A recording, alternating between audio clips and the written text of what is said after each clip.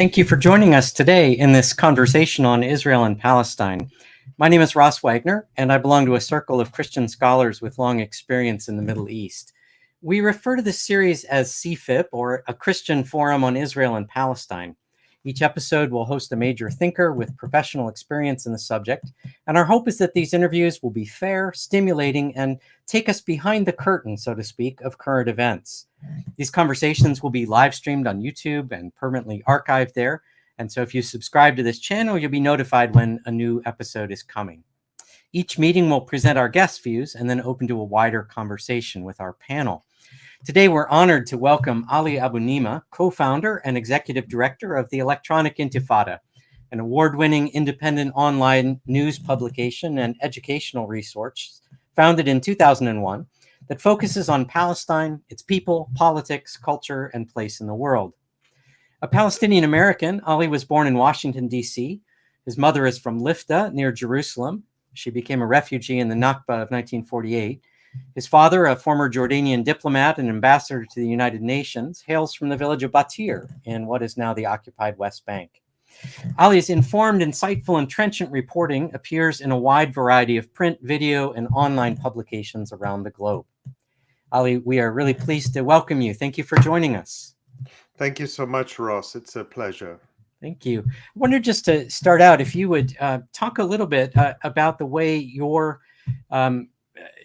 came to found the Electronic Intifada and say something about the role that it has played, especially since October 7th. Well, we founded it, myself and several other co-founders, in 2001, which makes us probably one of the oldest continuous news publications online, at least an independent publication. And we founded it briefly out of a need to have a place for Palestinians and their allies to report and speak about the truth. We started off really reacting to mainstream media coverage, doing media activism. And then we realized that we have this platform where we can start to do our own reporting and analysis. And that's how we started. Since October 7th, we have seen really a record number of people coming to our website. We're primarily a news publication that you can find at the electronicintifada.net or electronicintifada.net. And we also started a live stream in October where every week we have guests and we speak about the situation with the genocide in Gaza. We've been able to host many of our colleagues from Gaza. That's gotten more difficult with the sheer level of displacement and the difficulty communicating. But we try to always provide a place for people in and from Gaza to speak about their experience and their analysis. And I would say there's two things I'm very proud of. Well, I'm proud of everything we do. I'm proud of my colleagues at the Electronic Intifada who are incredible. But there's a couple of things that really stand out to me. One is, I think nowhere in the English language, at least, will you find every single day people, reporters from Gaza writing about what's going on, telling their stories, telling the stories of their families and those around them. And they're doing so under the most extraordinary circumstances, indescribable. And they communicate with us however they can. It may be by WhatsApp. It may be by traveling a long distance to find a signal to get on email. But they insist on telling their stories. And we're very proud of the work they do and that they trust us to publish it. And the other thing we've done, which I think is very significant, is push back at the lies, the propaganda, the atrocity propaganda that has been told ever since October 7th about what happened that day. I think there's two, we'll talk more about these, but, pushing back against the false claims about what Palestinian resistance fighters did on October 7th, and particularly pernicious is the atrocity propaganda narrative. We can again talk about this more, about claiming that there was sexual violence on October 7th when the evidence shows none at all. Yeah. Thank you. We will come back to those issues. I'll mention also your work is, many of your videos are on YouTube as well, so people can come to you via electronicintifada.net, or they can search for you on YouTube. Staying out at a little bit wider level for a moment, we're seeing in the last 10 months or so world opinion shifting quite dramatically. There's much more open criticism of Israel's scorched earth campaign in Gaza, not just South Africa, Ireland, Norway, Spain, but also university students in the United States and around the world, American Jews, the UN. I wonder how do you explain this shift? Do you think it's primarily generational? And what impact do you think the Electronic Intifada and other online publications, social media outlets have had in shifting this opinion? I think the primary credit has to go to people in Gaza themselves. Unfortunately, they are in the position of live streaming their own genocide. And it goes to the reporters in Gaza, Palestinians, because Israel doesn't allow foreign reporters into Gaza. They can't get in. And so it has been Palestinian journalists, professional journalists, and citizen journalists who have shown the world what Israel is doing. And more than 140 journalists have paid with their lives in Gaza, the biggest massacre of journalists in any conflict in modern history, perhaps even at any time in history. And them showing us what has happened has turned the tide. Secondary to that, I think we have played a role, not just we at the Electronic Intifada, but independent media. And I think this shift in opinion is happening despite the fact that mainstream media continue to follow basically the official propaganda narrative. Now, I think that the change has been happening over time, over the last few decades and in the last few years.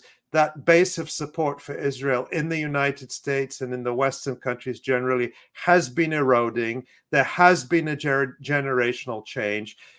You can see it in poll after poll. I'm talking about in the prior years before October 7th, where you can see that staunch support for Israel shifted from being a pretty broad, let's say, bipartisan phenomenon, if we're talking about the United States, to being concentrated, to becoming, generally speaking, of course, we're talking in terms of averages here, older, whiter, richer, more Christian, more Republican. I realize that might be even some of the audience we're speaking to today, but that's where it's become more concentrated now, and you see a loss of support for Israel in broad swaths of the population. And globally speaking, that support has always been there. But I think the outrage, the horror, the disgust at this genocide that we're seeing, atrocities that people thought could never be repeated in history, let alone for so long, let alone on live television, and the world would just sit back and allow it to happen. We were told never again, and yet it's happening again right before our eyes. Yeah. Thank you. As someone who grew up in the Midwest of the United States in the 1970s and 80s, I'm very familiar with the sort of support for Israel that comes from a place of believing that that this is the one democracy in the Middle East. Coming out of the Cold War, here is America's ally, and yet we're seeing increased attention given, especially since 2018, to the Jewish character of this state. And you've written about this in your book, The Battle for Justice in Palestine, this tension between being supposedly a democracy, but then being a state especially that has a right to exist as a Jewish state, and that primarily exists for the national aspirations of its Jewish inhabitants. I wonder, how do we understand the current war in Gaza in light of this larger um, tension in Israel between wanting to represent itself as a democracy but wanting to guarantee its Jewish character? Are we seeing an opportunity here to solve some of the demographic problems? How do we think about this tension between democracy and Jewish identity? How is that playing out here? Yeah, I mean, briefly, Israel was founded as a so-called Jewish state, and it could only be a Jewish state if it had a Jewish majority. And the only way it could have a Jewish majority in Palestine was by expelling the vast majority of the population who was not Jewish. They were Palestinian Muslims and Christians. That was the population of Palestine in 1948 on the eve of Israel's founding. And the Jews, who formed less than a third of the population in 1948, were primarily recent settlers who'd arrived from Europe and other countries in the previous couple of decades. So this was a European settler colony. Despite the, let's call it Jewish flavoring, it was a Jewish settler colony, a European Jewish settler colony, similar to the French Christian settler colony in Algeria, the European settler colony that eventually became the United States, the British settler colony in Australia, New Zealand, so on. And so it defined itself as a Jewish state, and the only way it could be a Jewish state was through mass expulsion, which happened in 1948. That's what Palestinians call the Nakba. And then in the ensuing decades, Israel could only remain a so-called Jewish democracy by violently maintaining this ethnically cleansed, gerrymandered demographic reality, which meant forcibly keeping Palestinians who had been expelled from their homes and their descendants from returning home. Now, despite the ethnic cleansing, despite the measures to suppress the Palestinian population over many decades, eventually the number of Jews willing to move to this settler colony dwindled. So inward migration reached close to zero. I mean, an insignificant number of Jews would be moving from North America or Europe or wherever else every year. Meanwhile, the Palestinian population has been growing a lot faster than the Jewish population, to the point where now Palestinians are once again the majority in Israel, what's called Israel now, the West Bank and Gaza Strip. That's to say historic Palestine.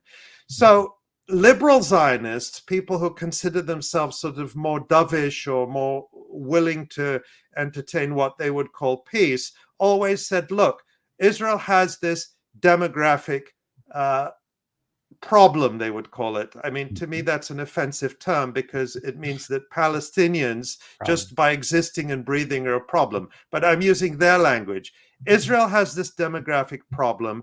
The only way we can resolve it is with a two-state solution where Jews maintain Jewish supremacy and control within the Jewish state, and we let Palestinians have their own state, which in every version of the two-state solution endorsed by the United States or by any Israeli party would be a Palestinian state that remains effectively under Israeli control. But that's how they would resolve the problem politically.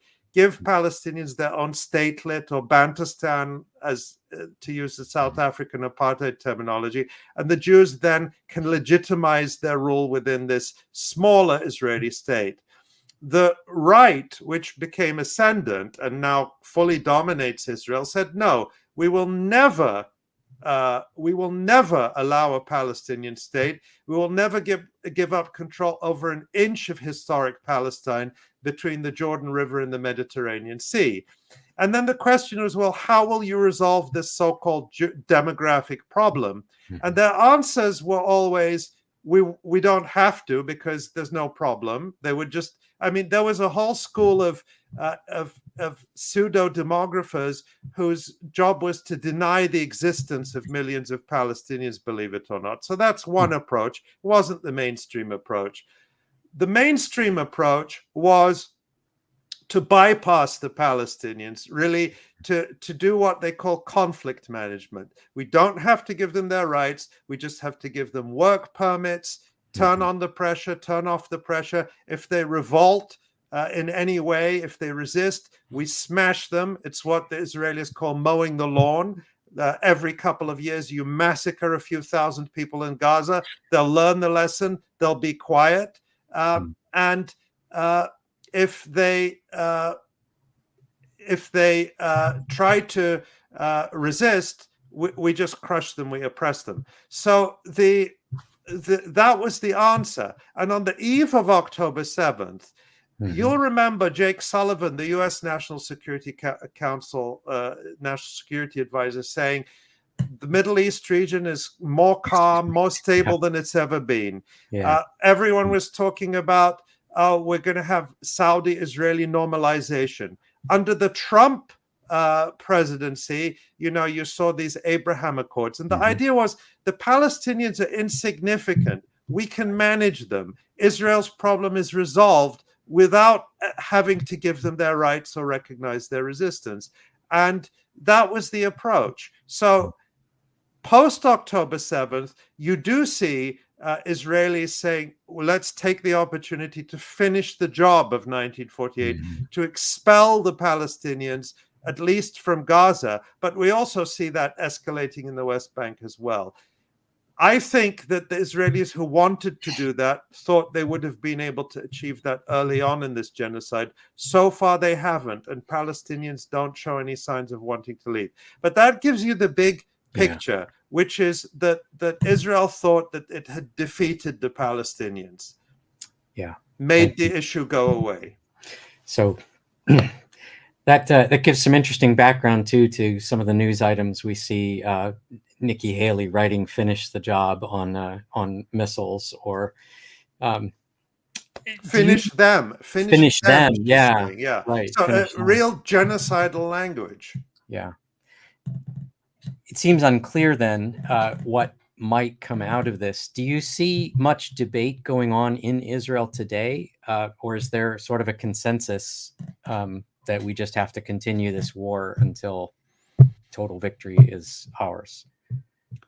There seems to be complete disarray and collapse within Israel on a level that we haven't seen. Now, as we're speaking, there's open squabbling in public between the army and the government. They don't know what the goals are.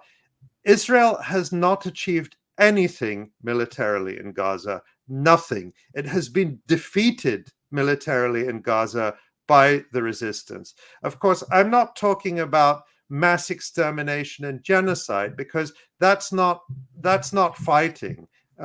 Murdering men, women, and children by the tens of thousands, that's not fighting. Israel is always the best at that, the world champions at that. But what they haven't managed to achieve is to significantly degrade the ability of the resistance, to cause them extreme losses in an endless war of attrition, which is at this point already similar to the war of attrition that cost the United States a great deal in Vietnam, in Iraq, in Afghanistan, and so on, where 2, 3, 4 soldiers a day in a small country like Israel is very significant losses. And we're talking about thousands of soldiers with long-term injuries. And going back to a society that is in disarray and collapse, you may remember that in the 1980s and 1990s, when Israel invaded Lebanon in 1982, carried out horrific massacres and killed tens of thousands of people there, and then occupied the southern 15% of Lebanon's territory. And called it a security zone. They said, we're going to establish a security zone inside Lebanon, excuse me. Yeah. And of course, that was hell for the people of Lebanon until the resistance forced Israel to withdraw in 2000. Today, you could say the security zone is on the other side of the border. The fact that tens of thousands of Israelis have had to leave their homes in the north, along the border with Lebanon. Tens of thousands have had to leave their homes in the so-called Gaza envelope. These are kibbutzes and settlements built on the ruins of ethnically cleansed Palestinian communities around Gaza. All those people are now displaced, being kept in hotels, paid for by the government. The tourism industry has collapsed. Investment is collapsing. Intel, the chip maker, has just announced that it's pulling out of a $25 billion factory investment in Israel. And they said due to market conditions, which I think is a polite way of saying we'd be crazy to invest in that country or to put additional money into that country. And there's a massive brain drain and flight. Israelis who can get out are getting out.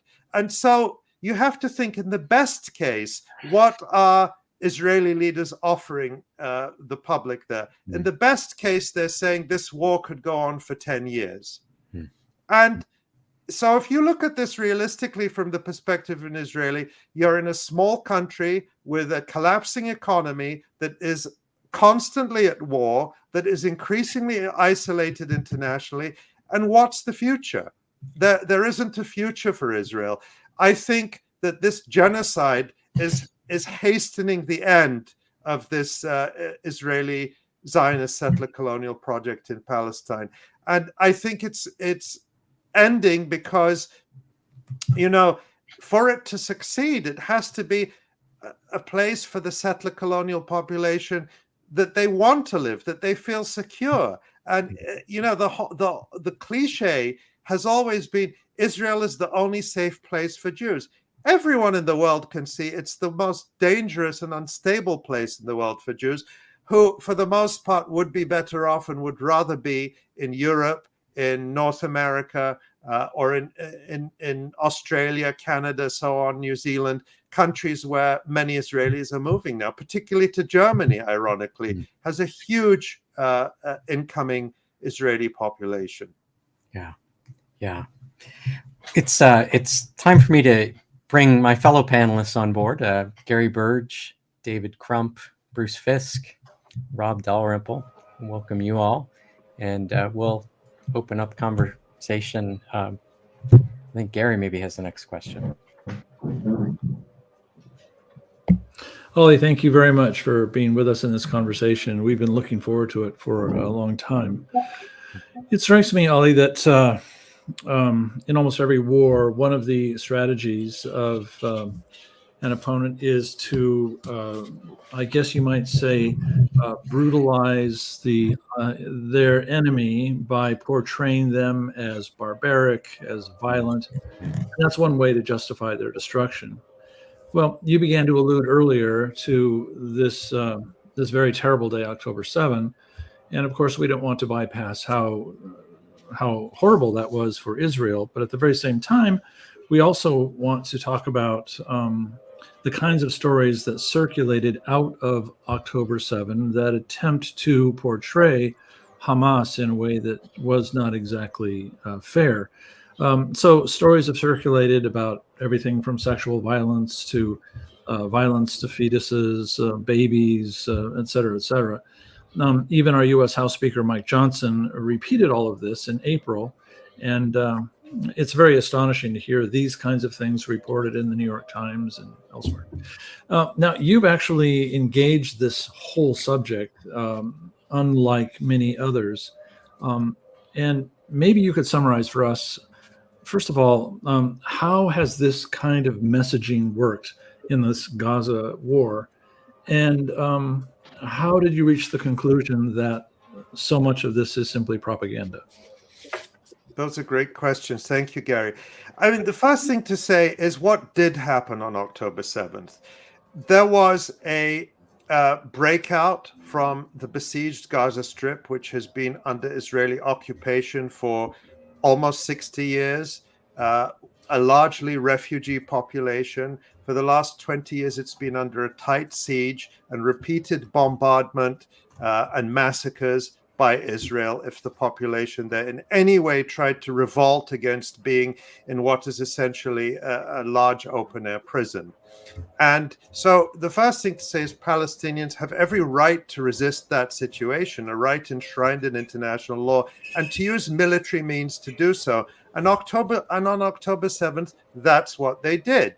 And the targets of the Palestinian resistance, which is led by Hamas, but not only by Hamas, were primarily military targets. The Israeli so-called Southern Division or Gaza Division, whose bases are all around the perimeter of Gaza. They attacked them. They defeated the Gaza Division. They took its commanders prisoners. They took its soldiers prisoners. They killed many of its soldiers. That is the main story of what happened on October 7th. Hamas leaders have said civilians were killed on October 7th, but it wasn't our goal to go out and kill them. Our goal was to attack the Gaza Division. Immediately on October 7th, you got these stories of Hamas going into communities. These came from senior Israeli commanders and so-called rescuers, first responders, claiming all sorts of things happened that never happened. Babies being rounded up and burned and beheaded. Families being tied together and being burned and shot and beheaded. The story you alluded to of a fetus being cut out of a woman, all sorts of things that are absolutely atrocious and that were completely debunked. Some of them quite early on, the beheaded baby story. You'll recall that where President Biden came out and said he'd seen the photos, and then the White House had to actually come out and walk that back and say, no one in the administration has seen any photos of that, not the president or anyone else.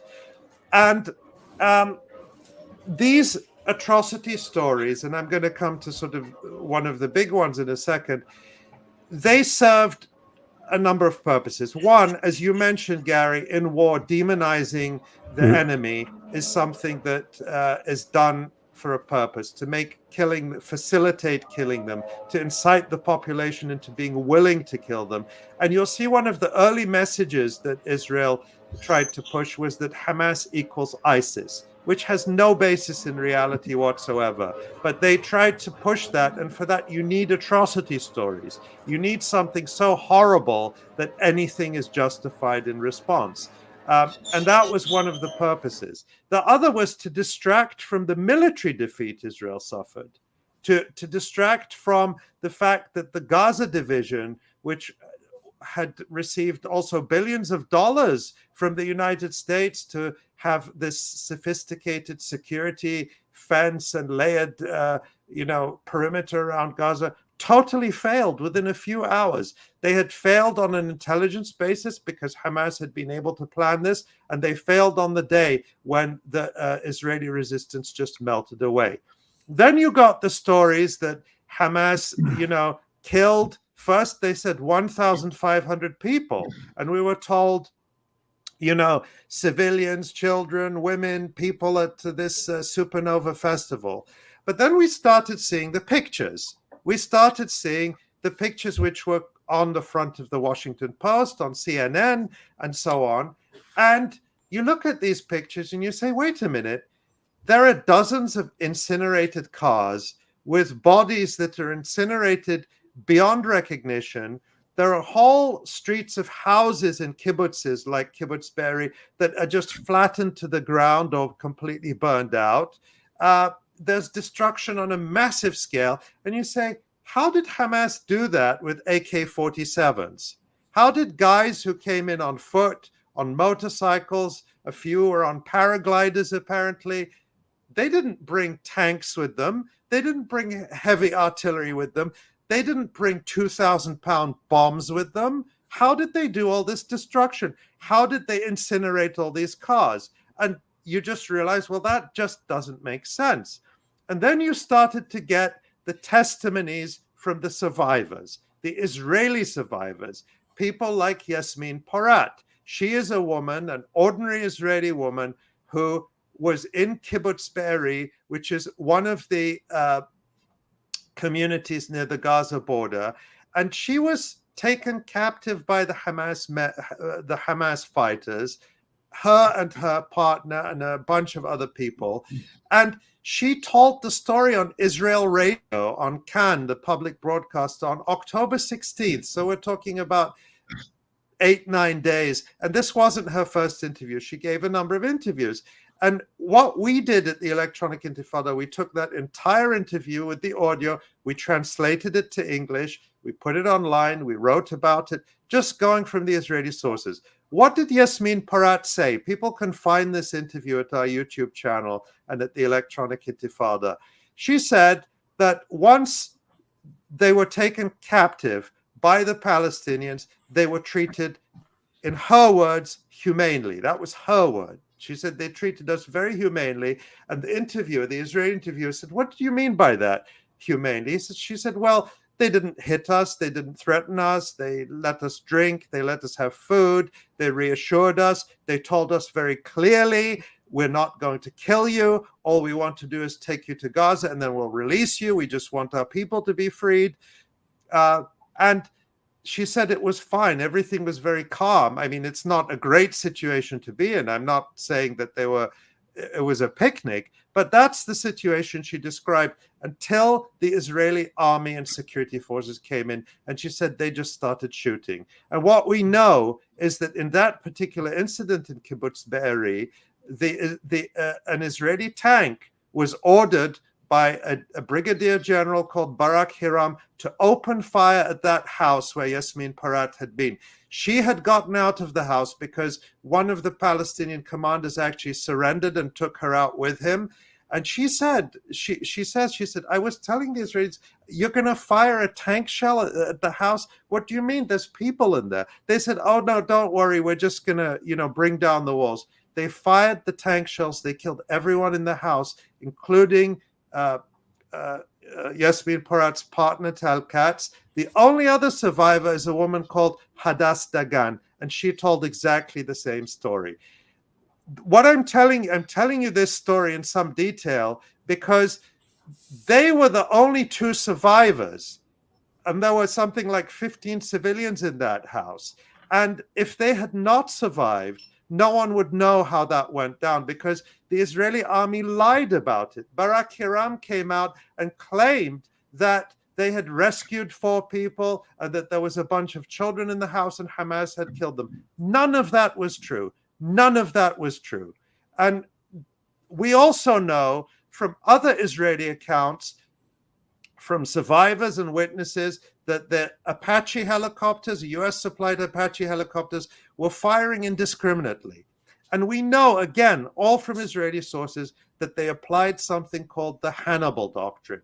This is an Israeli military doctrine that was established in the 1980s, but it was secret until 2014, which says that Israeli forces can use overwhelming force to stop an Israeli being taken captive, even if that means killing them. And they used the Hannibal Doctrine on October 7th. So what we did at the Electronic Intifada and a few other independent outlets is I want to say it's easy, but it's not that easy because it's still a lot of work, but it's not rocket science, let's say. We simply reported what Israelis were saying to each other in the Israeli media. And you could not find that in the New York Times, on CNN, in the Washington Post, in the Guardian, or in any of these other mainstream sources. You didn't see anyone else reporting what Yasmin Porat said in interview after interview consistently in the Israeli media. And then when it comes to the big story, the mass rapes, the claim that Hamas used sexual violence, this is a horrible thing to have to talk about, and I apologize in advance to viewers for having to delve into this. But those stories came out very early on. And this kind of rape story is common in warfare, where it's a common accusation, and it's now accepted that sexual violence and rape is also a common feature of warfare. But the question is, that doesn't tell you if it happened or not on October 7th. The Israelis said it happened. They described it in lurid terms. It was all over the media. But when we looked at it in detail, which we started to do, we found that none of it held up. None of the eyewitness stories made sense. To this day, Israel has not identified one single victim, living or dead. Not one person who was credibly a victim of sexual assault has been identified. And I've had people come back at me and say, oh, well, you know, you don't expect them to go and give an interview before the world press. No, I don't. If there's a victim of sexual violence, they're under no obligation to go public or even give their name. But then you would expect at least credible sources, official sources, to say, yes, there are victims, and but they don't want to be seen. Or they don't want to be talked to, but they've given their accounts to the police. They've given their testimony to the police. To this day, the Israeli police say that they have not identified a single living victim. Well, the other line we get is, oh, well, they were all killed. I mean, first of all, how likely is that? They say that this was sexual violence on a massive scale, pervasive, ordered from the top, and it's not likely that every single victim was killed. That's just not likely. But even if it were true, there's no forensic evidence, none whatsoever. So we've had now multiple inquiries. We've had 2 UN inquiries. We've had the International Criminal Court. And, you know, it's hard to summarize this, but I'm going to try. We had a report by Pramila Patten, the UN Secretary General's special representative of sexual violence in conflict, that she issued in March. I was critical of that report for being too pro-Israel. But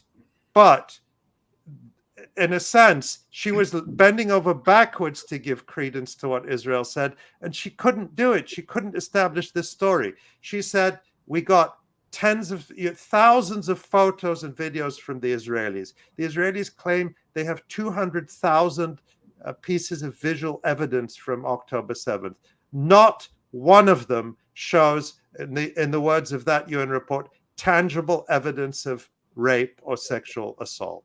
Not one piece of evidence. How is that when there's so much video on October 7th that not one of them shows these attacks which were happening everywhere? You've had Israeli security agencies telling Haaretz, the main newspaper there, that we do not have a single photo or video showing a rape taking place. Not one. You've had these lurid claims of sexual mutilation. The 2 UN reports, the first one I just mentioned, the second one, the Commission of Inquiry came out, said they have found no evidence of sexual or genital mutilation. Again, a pervasive claim. No forensic evidence. The second UN report affirms that as well. The International Criminal Court prosecutor, Karim Khan, in his report accompanying his request for arrest warrants against 2 Israeli leaders and 3 Palestinian leaders, they reveal that they don't have any evidence that would stand up to scrutiny and allow them to bring charges related to rape on October 7th. And on it goes. The Israeli police said they've interviewed 3 eyewitnesses out of, again, we were told this was pervasive and everywhere, and they said in not one case could they match the eyewitness accounts to victims or bodies or locations or evidence. Not one case. Will you find any of this reported, as I've just said it, citing the Israeli sources and citing the UN reports in the New York Times, CNN, the Washington Post, and so on? You will not. On the contrary, they continue to spread this propaganda. I've said on the Electronic Intifada live stream, consistently as we've covered this, we've done multiple episodes, so I'll refer people to our YouTube channel and our website for those. I've said then, I'll say again now, not only is there no evidence for sexual violence on a large scale as a weapon of war ordered by Hamas, which is the Israeli claim, but I have seen no credible evidence for even a single isolated sexual attack of this kind on October 7th. Not one. not one victim living or dead, not one credible eyewitness, no forensic evidence, and no other sorts of corroborating evidence such as DNA and so on. Thanks, Ali. It's a tough story, and I appreciate your candor. Because the story gets repeated again and again and again, it's almost impossible, it feels like, here in the West to put it out. My friend Rob here has got a question that wants to take us into another sad and, of course, tragic piece of this, and that is civilian casualties and how astonishing these have now become. Yeah, and again, Ali, thank you so much for your time and your expertise. And we'll put links to your websites and your videos. Obviously, the Gray Zone has done some wonderful things on the rape allegations. And Mondoweiss, as well as Democracy Now! Has done some consolidation. So we'll put links to all that in the show notes there as well for everyone. But, I just did a live stream last week, and I had a couple of Jewish leaders and scholars on saying, Israel's the most moral army that's ever existed type of mantra. And the question was actually posed to me, what else is Israel supposed to do? They often cite John Spencer, the chair of urban warfare on Modern War Institute at West Point, who said, quote, "By my analysis, Israel's implemented more precautions to prevent civilian harm than any military in history, above and beyond what international law requires, and more than the U.S. did in Iraq and Afghanistan." So is Spencer correct? How do you respond to this? I don't know how you respond to something like that. I mean, what these sorts of people are telling us is, don't believe everything you're seeing and hearing from, the horrifying videos that we're seeing every day of shredded bodies, of mass destruction, of mass graves. You're not supposed to believe any of that. You're not supposed to believe all the UN and international officials some of whom are in Gaza saying what's going on. You're just supposed to believe that Israel's assertions that it's the most moral army in the world. I mean, I don't want to get into a sort of a detailed argument with it because it's so absurd on its face. It's so outrageous to say such a thing. For Israel, killing civilians is the point. They have something called the Dahya doctrine, which they openly proclaim. This is a military doctrine that was first sort of codified in 2006 when Israel invaded Lebanon. Where does it get its name? The Dahya is the name of the southern suburb of Beirut, where it said, the resistance movement, Hezbollah, has, a strong popular support. It's a predominantly, many Hezbollah supporters live in that area.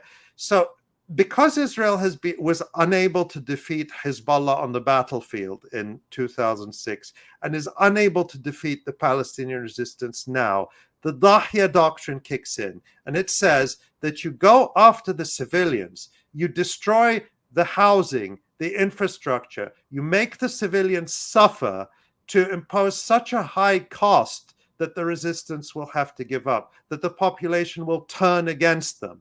And you remember also at the beginning of this genocide, Israeli leaders saying our model is Dresden, our model is Hiroshima and Nagasaki. You remember Yoav Gallant, the defense minister, saying that we're cutting off everything, food, water, fuel, medicine to the human animals. The Israelis made no secret that their target is the civilian population. They said it. When South Africa took its case to the International Court of Justice, they laid it all out in the in their filing, statement after statement from Israeli officials saying, yeah, we're going to make them suffer. We're going to make the civilians suffer. The wanton destruction that Israelis are proud of, that they're filming themselves putting on TikTok, burning libraries, bombing and flattening universities. They've attacked every single hospital in Gaza. When they attacked the first one, the Al Ahli Baptist Hospital, they had to come up with an elaborate story. Oh, it was Palestinian rockets that did it, even though a Palestinian rocket had never killed so many people in history. But after that, they just attacked them openly.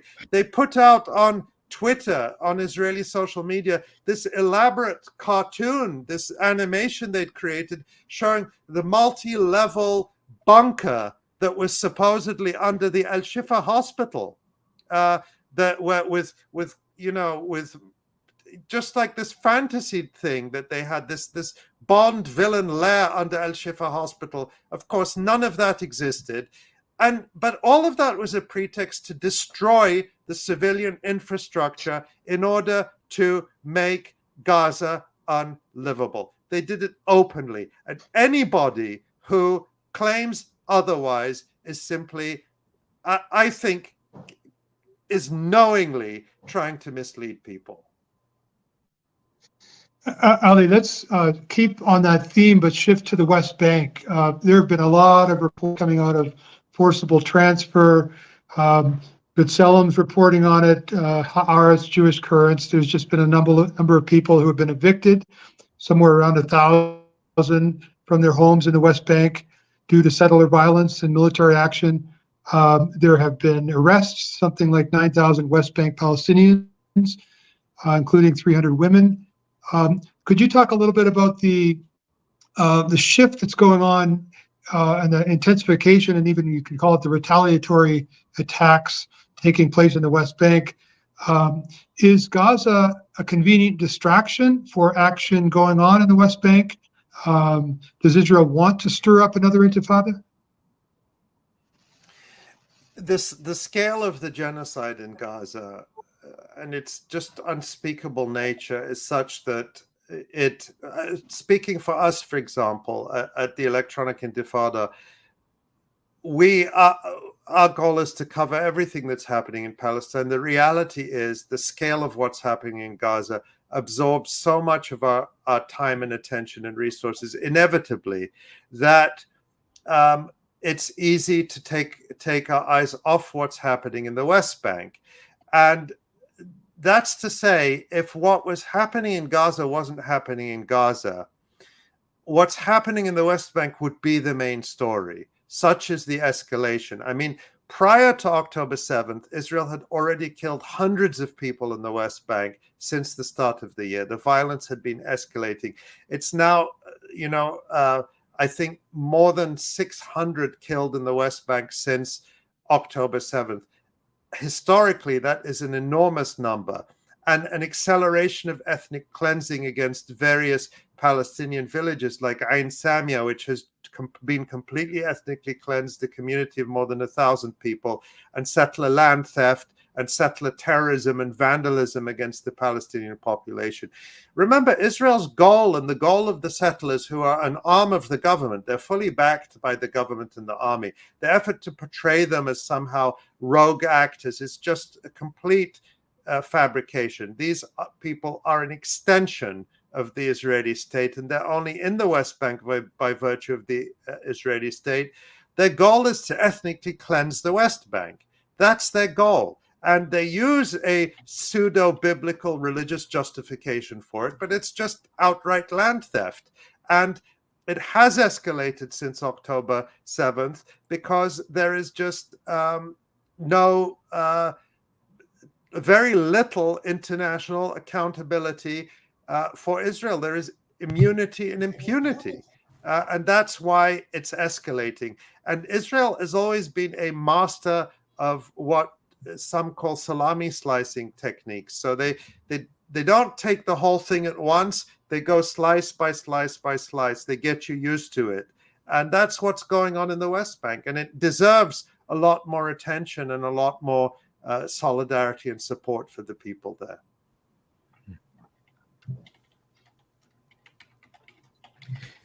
I was remiss in not introducing my colleague, Michael Thompson, but Michael has a question, takes a slightly different direction.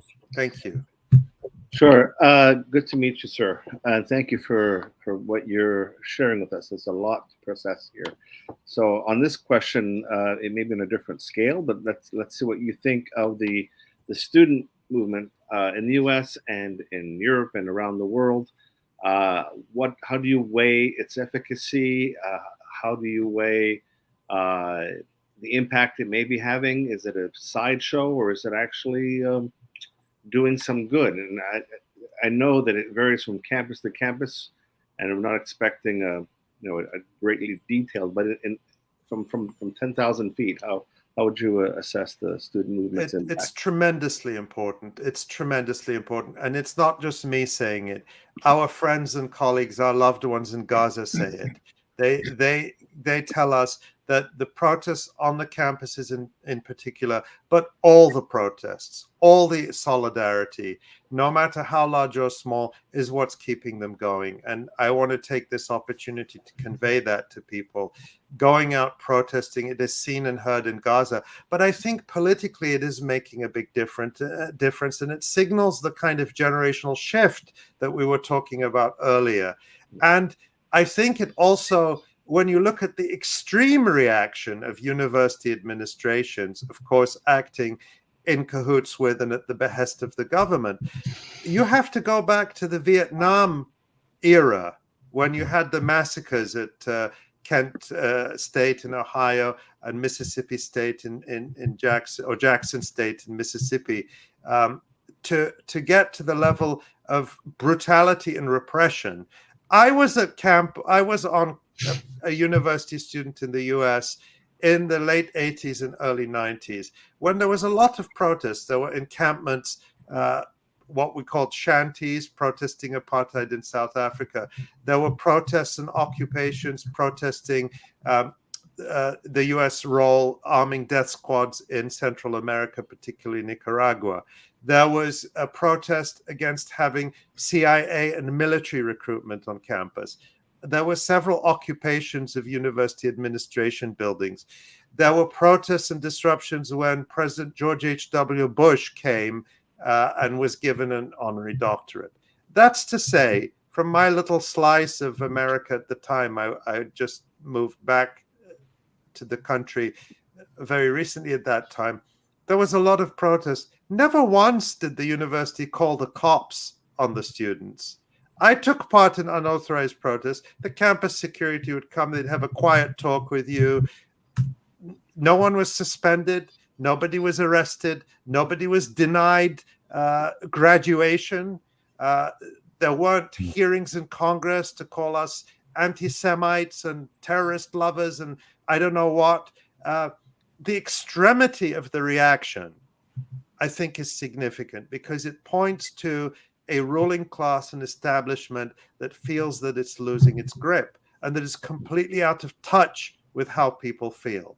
And so the protests started on US campuses, they spread to Europe, they spread to other countries. Again, that shows a real impact of these protests. And of course, we're not just talking about campus protests, they're all important. But yes, I think it signals a generational shift, and it's why there is such panic and effort now by Israel lobby groups like the Anti-Defamation League to try to get students and student groups investigated as providing material support to terrorism because they're protesting against the genocide. Absolutely absurd stuff. But the level of repression is a signal of the level of fear they have, that they're losing their grip. I'll let my colleague move on. I could have a follow-up because there's a lot there, but there's only so much time. So, yeah, David, I think. Did he just freeze? There he is. There he is. Yeah. Ollie, thank you again for being with us today and talking to us. In both your books, One Country and The Battle for Justice in Palestine, you argue for both the necessity and the possibility of one democratic state in the land of Israel-Palestine. Can you please explain what this means for Israeli Jews and for all Palestinians living in the land today? And have the Hamas attack on October 7 and Israel's subsequent attack on Gaza made a single democratic state more or less likely? That's such a good question, and we actually need a whole hour to discuss that question at least. So I think I won't do it justice, but I'll try very briefly. You know, in my first book, One Country, where I make this argument and lay out what I hoped would be a very attractive vision, I also warned in that same book that Israel is capable of genocide. And that was almost 20 years ago. I I think Palestinians generally understand that Israel is genocidal. We always have, even if people didn't believe us. I think where I was wrong, and many of us were wrong, is we thought that even if Israel had the will and ability to commit genocide, we had this belief that the world will never allow it. We were wrong about that. The world did allow it and is allowing it. And when it comes to the United States, is facilitating and aiding and abetting it. But so I don't think I was naive in setting this vision out. But what I hoped would be sort of a best case scenario would be some kind of relatively non-violent transition a la South Africa. South Africa defied the worst expectations in terms of a bloodbath in which hundreds of thousands or millions of people would be killed at the end of apartheid. That's not to say it's been an easy road since then. That's another topic as well. But that's what I hoped would be the best case scenario. Unfortunately, it went towards the worst case scenario. I think I would say now that I do not think Israel has a future. I think that this project is over. I think that it will become a single Palestinian state from the Mediterranean Sea to the Jordan River. That doesn't mean all Jews will leave. I think that a lot will choose to leave because their interest in remaining there is as masters and rulers, not as equal citizens. But I think those who don't want to leave or can't leave will find that they can live there with the Palestinian people under a democratic regime of self-determination for Palestinians, and not a colonial regime of Zionist Israeli domination and rule. It's very hard to think ahead to that in the middle of a genocide. It's not easy to even vision or imagine that. But you know, the genocide, I think, has convinced people across the region that even if we entertained the idea of some kind of political settlement with Israel that would allow it to remain, I think people are saying this thing can't remain as it is. It's too dangerous. It's too deadly. It now has committed genocide on a scale like we didn't imagine. I don't think people have absorbed that necessarily in the US and the West, that there can be no future for a regime that perpetrates genocide. That doesn't, just to be clear, that doesn't mean there's no future for the people in that state, but they are a highly propagandized population, one that overwhelmingly supports this genocide, and they will need to be, I don't know what the term would be, de-Zionized, some process that Germans were supposed to have gone through after World War II, but maybe not so successfully, given how Germany is supporting this genocide. But something has to be done to remove this deadly ideology and allow them to live as normal people with Palestinians, if that's what they choose to do. Can I just jump in with a 2-second question? What sort of mental timeline do you see for that exercise in political future? When you just referred to Germany, the U.S., France, the far right is on the Western ascendancy, yeah, in such a way that would undermine the pressure needed from the West, at least. Well, that brings us to a bigger question, which we don't have time to go into, but I think is worth alluding to, which is that Israel as a settler colonial project is fundamentally tied to the West and its history and present of colonial and imperial domination. I just think we have to understand that that's how the world has been organized for centuries, with the West and in the last century, the United States as the dominant imperial hegemon. And that world is now changing. US power is diminishing. My friend, Professor John Mearsheimer, talks about this a lot, and many very very informative lectures and podcasts that people can find online, and others do too. And it's not a world the US can order about anymore. And so the diminishing of, I used to think that, I think many of us used to think that there would only be change in Palestine, there could only be justice when the United States changed, when enough people in the United States were convinced of the need for justice. That's still important. I'm not saying we should give up that work at all.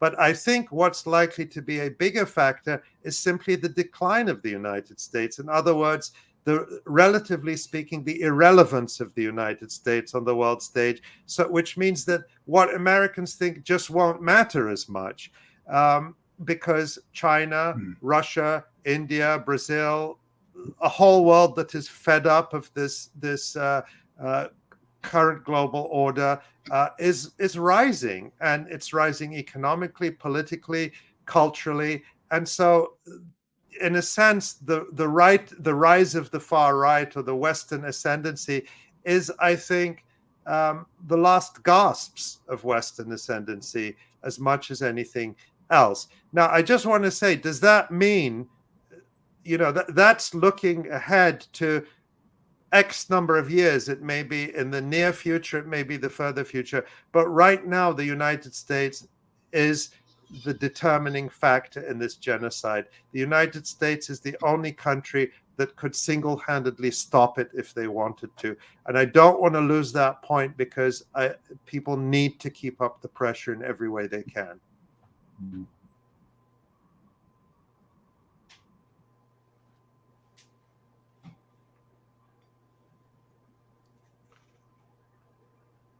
I think someone's supposed to Ross, we can't hear you.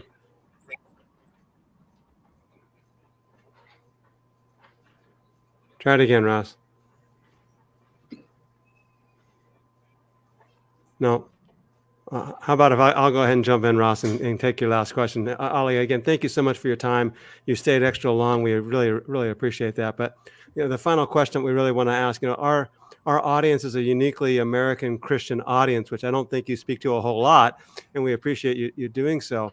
So do you have a message for us in particular, for our audience in particular? And secondly, what frustrates you the most about reporting on Gaza and the West Bank to a Western audience? Yeah. Well, what I would like to say is, don't believe a lot of what you're told, because there is an effort to tell American Christians that what is happening in Palestine is a religious or civilizational conflict, that there is an implacable enmity between Jews and Christians on the one hand against Muslims, that Hamas and Palestinians in search of some are on some religious mission instead of simply trying to liberate their homeland. And all of these things are not true. I would say listen to Gary Burge, who's written a wonderful book debunking Christian Zionist theology, which some, my friend Don Wagner calls heresy. I'm going to tread on a territory that is not my field. I'm not a theologian, but listen to those people within your own community and traditions who have studied this deeply and who understand what's going on. And remember too that if Palestine is the birthplace of Christianity and the birthplace of Jesus in the Christian tradition, the first Christians were Palestinians, and today there are still Palestinian Christians in Palestine and in Gaza who have suffered tremendously. They are the oldest continuous Christian communities in the world, and they deserve and need your solidarity, but all Palestinians do. You will hear Palestinian Christians saying, our struggle, our place, our situation is the same as our Palestinian Muslim brothers and sisters. And that's true. And Palestinian Muslims will tell you that there's no difference between us and Palestinian Christians. These are, there are no divisions there among Palestinians. These are narratives imposed from the outside to try to set people against each other. So I'd also like to say that over the decades that I've been doing this kind of work, some of the most resonant prophetic voices, some of the truest people who have stood with Palestinians, beside Palestinians, sometimes in front of Palestinians, shielding them from the bullets and bulldozers of the Israeli occupation forces, have been Christians acting out of their Christian faith and belief and conviction. So for those who are looking at this for the first time, or for whom the horror of the genocide in Gaza is awakening them to something, I would say thank you for listening, and please listen more. There's a lot more to listen to. And go out and stand in solidarity with Palestinians, all Palestinians. We need you, and your voices matter. And just to say that I've found that when I have had the opportunity to go and speak in Christian congregations and communities around the country, I've found that that spirit is very much there, but people have just not been given the information and the opportunity. And that's why I think a discussion like this, and I hope it gets heard and seen widely, and the others you're doing in this series get heard and seen widely, are so tremendously important. Ali, on behalf of all of us, thank you so much for your time, for your wisdom. You've given us a lot to think about. When we say goodbye to you, the rest of us will stay on and have a debrief if folks want to stay tuned. But we are really grateful for you. Again, just to give you a shout out to the electronicintifada.net. And we look forward to your continued reporting and analysis. Thank you for being so generous with us this afternoon. Yeah, thank you very much. Thank you so much. Thank you. Thanks, Ali. Bye-bye.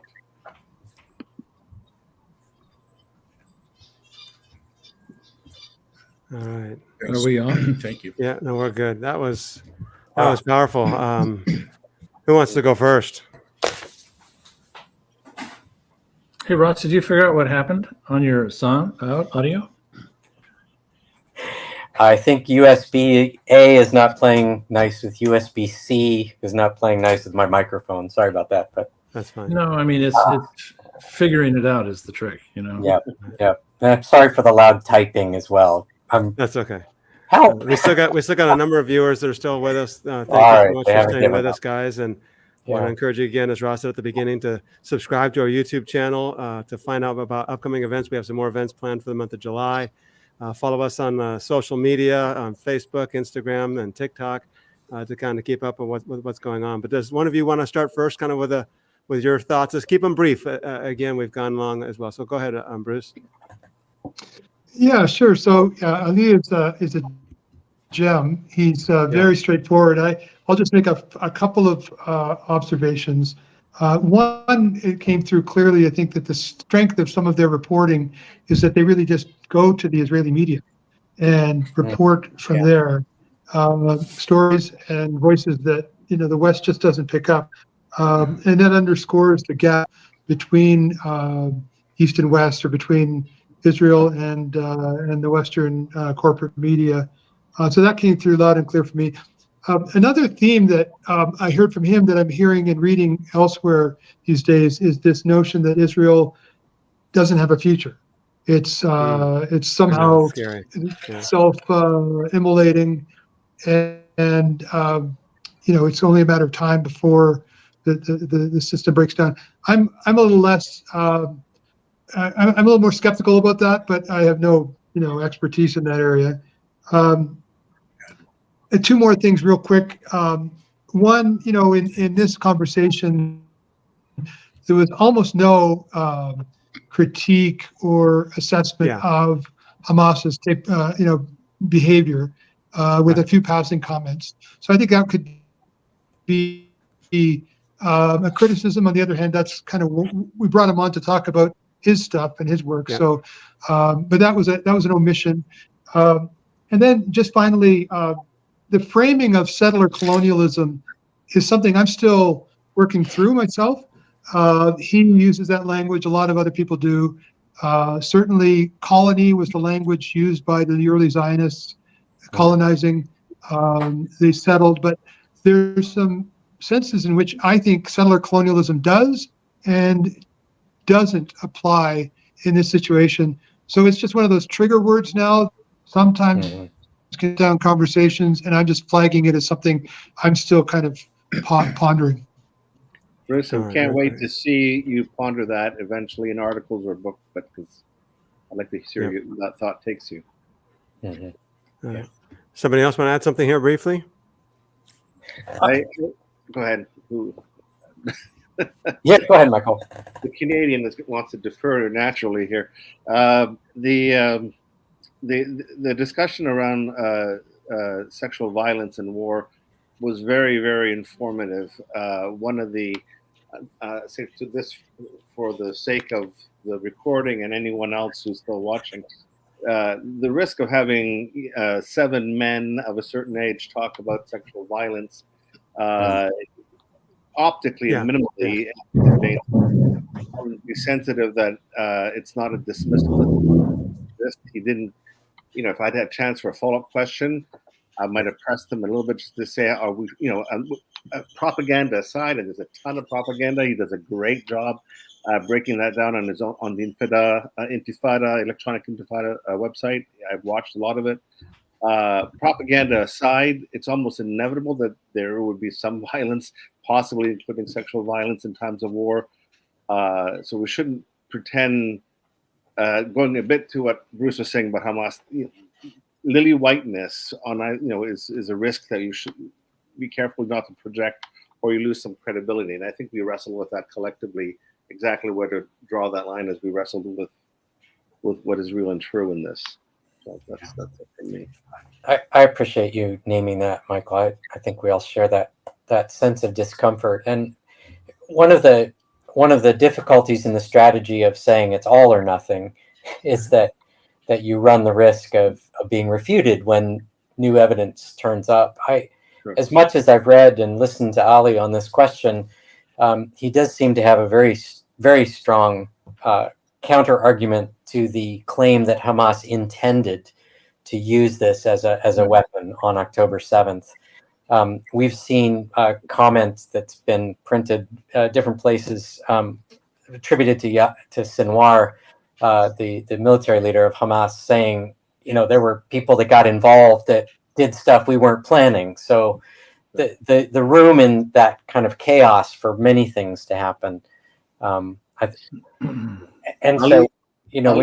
an amazing propaganda buster. That's his strength. And I learned so much from him by going to his website and even today. So he's definitely worth attending to. But boy, to the extent that that women, children, non-combatants were brutalized in a variety of ways, that's true, and we grieve for that. Right.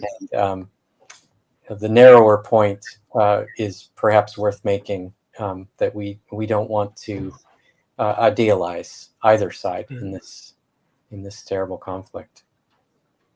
Yeah, Gary, you got something to add? Yeah, well, I guess one of the things I like about Ali is he's a master of all these details. He lives this issue, and therefore he can cite to you, name, date, place, person, just offhand. So it's really delightful to listen to him speak. I think one of my frustrations is that we hear all of this sort of information, then tomorrow I might have a conversation with someone who's a pastor in a church, and their minds are filled with all of the mythologies which surround this war, which surround Israel, and like Israel being the greatest nation on the army in the world, and this kind of thing, or having sort of a divine right to do what they're doing, and it's we talk about October 7 in these conversations so much about the horrible things that Hamas did, and yet no conversation about 36 or 37,000 people who died. So I don't know. I mean, I wish there would be a way that maybe we could take some of this stuff and import it into the church. Yeah. I wonder sometimes if people in the church are sort of ready-made not to accept it, to resist it. So in a densely propagandized environment, like most wars are, how do you break through so people can perhaps see a different perspective? Yeah. I find that really challenging. I think, Gary, you're right. I think when you say that, I think evangelical and beyond Western Christians have been propagandized from childhood on this. I know I was.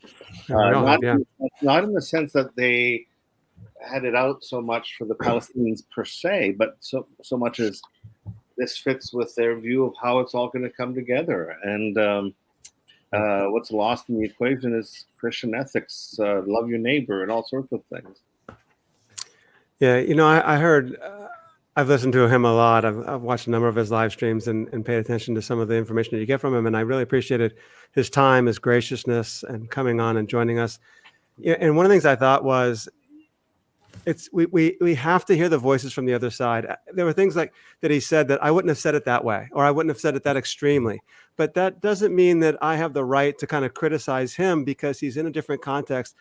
I just think it's important for that voice to be amplified. And sure, we are in agreement that we condemn what Hamas did as well. But we have this audience that often has this one side of the narrative, and we're trying to bring them the other side of the narrative. And we hope that if you're watching us, that you'll continue to listen, and you'll continue to listen to kind of all the different sides there.